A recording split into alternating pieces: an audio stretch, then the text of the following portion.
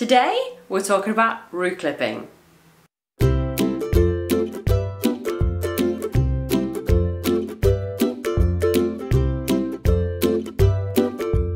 So I've washed my hair and I'm ready to have a go with this root clipping business.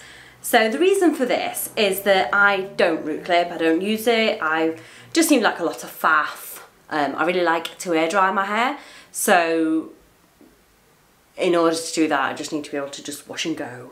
Now, since I've discovered root clipping, I have actually gone to my friend's house and sat in a garden with a load of clips in my hair. But that's fine, right? What are friends for if you can't go around with a load of weird clips, rollers, whatever business you want in your hair? So, the reason for this is that I've had 2 curly cuts ever, and each time I had my hair styled, they popped root clips in, and I had so much volume and it just felt really full, so I was trying to replicate that. And what I also found when having the curly cuts is the parts of my hair that are usually weighed down, so like the nape of my neck and these sides, had a lot more spring to them, so I wanted to see if the root clipping helped with that. And it does. It makes perfect sense when you think about it. If you haven't got something flattening it, then it's going to help. So if you have like that part of your hair up, then it's going to let the curls form on the underside. So I'm going to just show you how I've done it. So I've styled my hair. I haven't styled my hair, that's what I'm doing in a bit. I've washed my hair. I was really happy. I had a lovely curl formation. I was about to put the gel on and I was like, there we go. And I was like, why is this lathering? So I had to start again because I'd put cleanser on.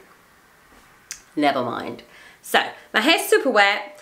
I've scrunched out the excess water, micro-plopped. Check me with the terms. So I washed it upside down so it's all like in my face.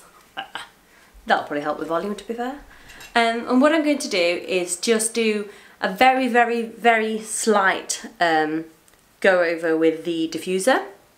And then just so it's not super, super wet. And then once I've done that, I'll come back and I'll show you me clippy. So I've 20%ish dried my hair. Sorry if I keep going that way when I'm looking. I don't have a mirror to hand, so I'm gonna have to do this with a viewfinder. So I'll try my best to not look too odd. So I've got these root clips. I just bought a bunch off Amazon. I think they're about £4 or £5. I'll probably use about 10 maximum, so. They look like this. I would like ones without this bit in the middle. Sorry if you could see it. There you go. Without that bit in the middle, because I feel like you'd be able to get a bit closer that way. But it works really well anyway. So I'll just show you what I'm doing. So I start off around the parting. So I just kind of let my hair fall to where it normally wants, which is about there. And then what I do is I just lift and clip like this. So like this, lift and clip. It's just to lift it off so it's not squashing these layers underneath and they don't get really, really flattened. And because that does, for me anyway, it does get in the way of the curl. So I'm just trying to lift without disturbing it too much. Then go in there and clip.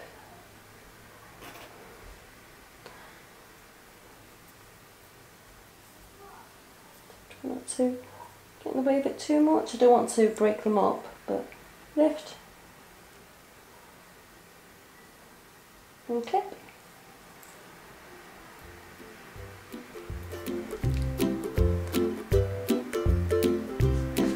We'll try and do the back.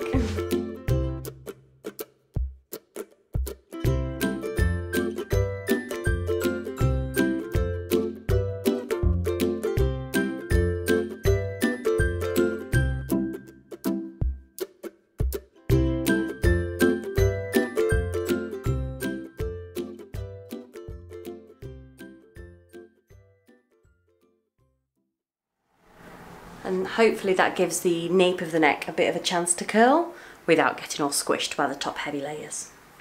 Okay, so that's that bit. Now I'm going to move on to the sides. So I'm just lifting. Not breaking them up, but just like shaking them free a little bit. So there, and clipping. Okay, there we go. mean, it's probably not the most glamorous look right now, but it does really help with a bit of lift at the roots. So again, lift and clip. Just having a look around to see if there's any bits that I feel like I need a bit more lift on. Probably going to just get another clip and just lift this bit as well, so it's not stuck to my forehead. I got a massive packet from Amazon. I'll link it below, and they're absolutely fine. You probably could spend more on some that didn't have that middle bit, but these work well. If they didn't have the middle bit, I'd probably go in like that rather than like that. But gotta do what you gotta do with you've got to do what you've got to do with what you've got, right? So, okay, so now I'm just going to diffuse as normal for the purpose of this video. Actually, I've about 20-30% dried my hair. I'd probably just leave it and just let it air dry, but this can't go on for hours and hours because I lose daylight. So I'm going to diffuse and I'll show you what that looks like. Okay, see you soon. Okay, so we're done, we're dry. I'm already seeing a lot more definition than I would do. I have pieces of my hair that struggle for definition a lot, like these bits here. They do struggle with definition quite a bit anyway. I'm pretty certain the reason for that is because when I pull my hair up, that bit gets pulled the most. So I think that might be why. But anyway, I'm dry, so let's remove the root clips. So I'm being really careful with this because your hair can get a bit stuck in there. So just being careful, doing it slowly in case there's a tiny little hair stuck in there because it'll hurt. There we go. You can feel a little hair. There we go. I have noticed that when you're drying your hair with the root clips in, the part where the root clips been can stay wetter a bit longer. That's a bit annoying, but I suppose it makes sense because it's all bridged together. Just checking there's no clips there. No, there isn't. There's one here.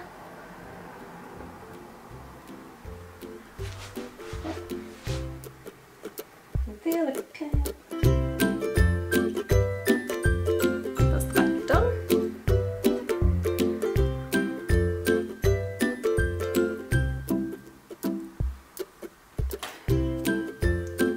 Let's do here. Ow. Like one of those little hairs. There we go. So I'm root clipped. Now I've noticed some of these bits are actually still quite wet, so before I judge it up I'm just going to quickly dry those. I'll be back. Right, so it is all dry now. Just one thing to note, when I dried those bits I didn't go in from the bottom because these are just dry and I don't need to put any more heat. Pretend this is the diffuser, I kind of went like that and just lifted. Rather than flatten down, I just kind of went lift a bit there just to get those bits where the clips had been dry. Okay, so now I'm just going to scrunch out the crunch. Not that there's much there. Okay, now I'm going to judge it up. So this is a technical term. I'm going to get my fingers in without breaking up the curls and just kind of like go in here and just fluff the roots up.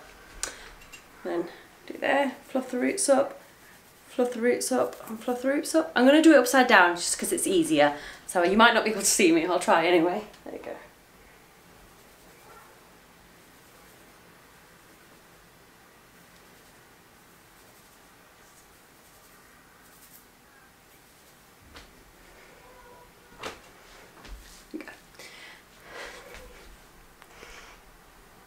So yeah, I'm happy with that. A lot of my curls have formed better because they've not got massively squished down. Some bits are, you know, they have less definition than others. I'm just gonna separate these because they tend to like to make friends.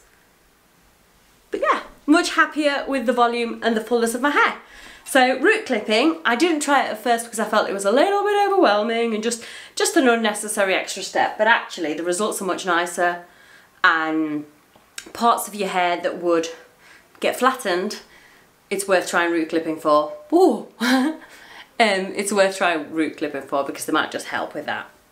So just going to try and get it all in the right direction. That'll do, I'm not going anywhere. So thank you very much for watching. I hope you found it helpful, and there'll be more curly girl content coming up next Wednesday, so please subscribe to catch that. And thank you very much. See you next time.